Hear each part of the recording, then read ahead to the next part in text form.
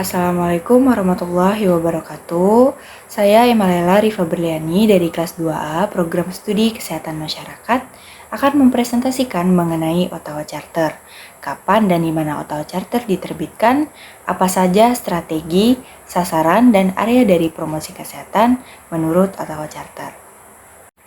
Ottawa Charter adalah sebuah dokumen penting yang diterbitkan pada tahun 1986 oleh Organisasi Kesehatan Dunia atau WHO dalam rangka konferensi internasional pertama tentang promosi kesehatan di Ottawa, Kanada.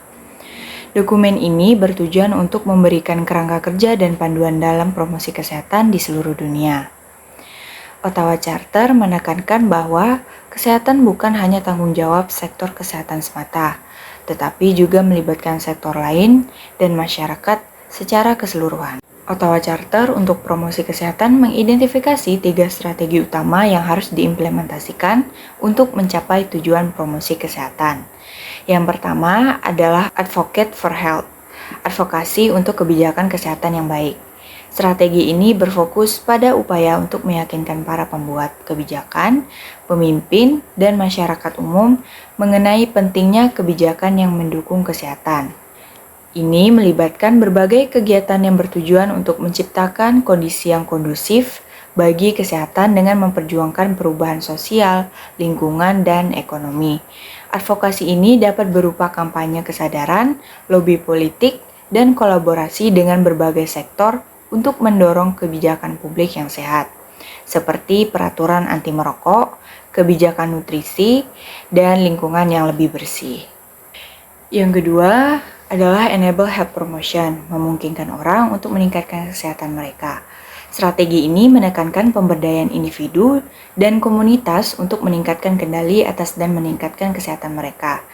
Ini berarti menyediakan akses ke informasi, pendidikan, dan sumber daya yang memungkinkan orang untuk membuat pilihan sehat.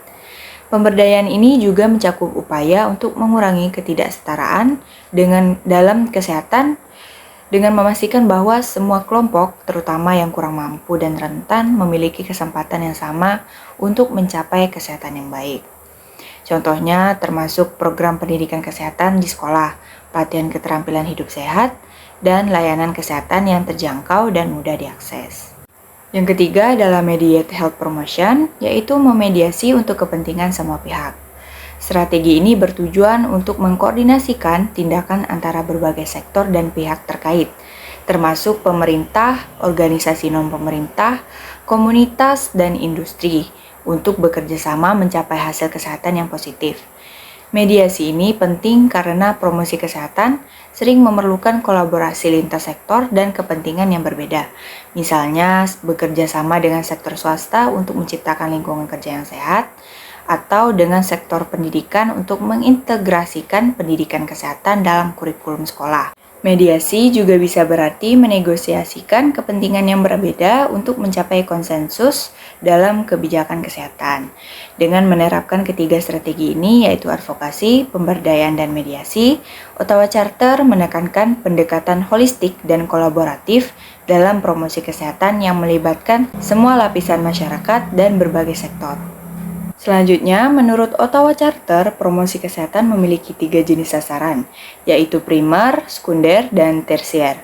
Sasaran primer meliputi individu yang sehat dan keluarga sebagai bagian dari masyarakat. Sasaran sekunder meliputi para pemuka masyarakat, baik pemuka informal seperti pemuka adat, pemuka agama, dan lain-lain, maupun pemuka formal seperti petugas kesehatan, pejabat pemerintahan, dan lain-lain, organisasi kemasyarakatan, dan media massa. Sasaran tersier meliputi para pembuat kebijakan publik yang membuat peraturan perundang-undangan di bidang kesehatan dan bidang di luar kesehatan yang berkaitan dengan para penyedia sumber daya.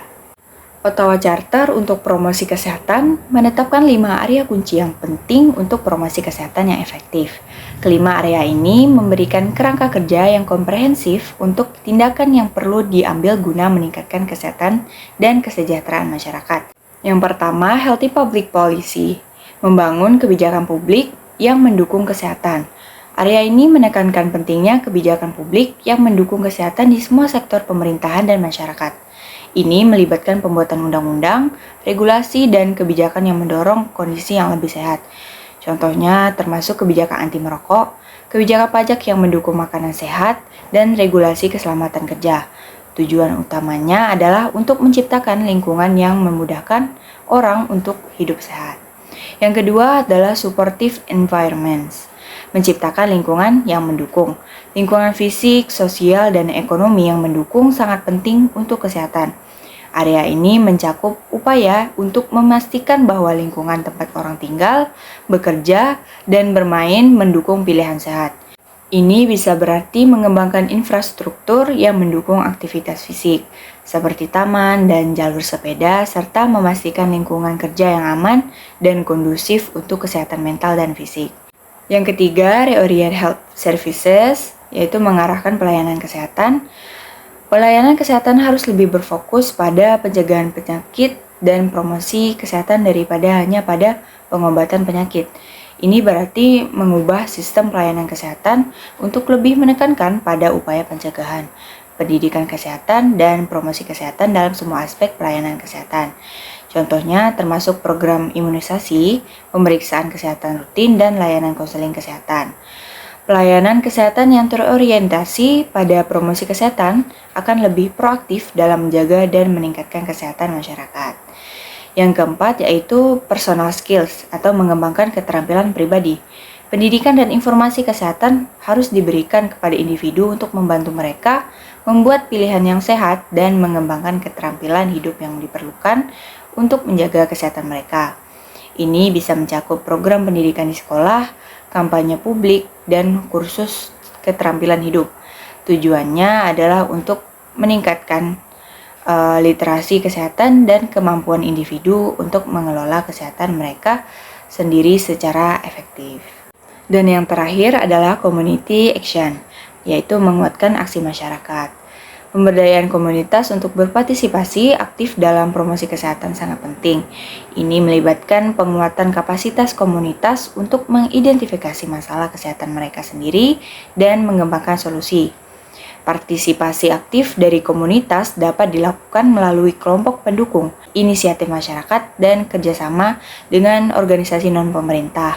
Pemberdayaan ini memastikan bahwa upaya kesehatan relevan dengan kebutuhan lokal dan lebih berkelanjutan. Sekian presentasi dari saya. Atas perhatiannya saya ucapkan terima kasih. Wassalamualaikum warahmatullahi wabarakatuh.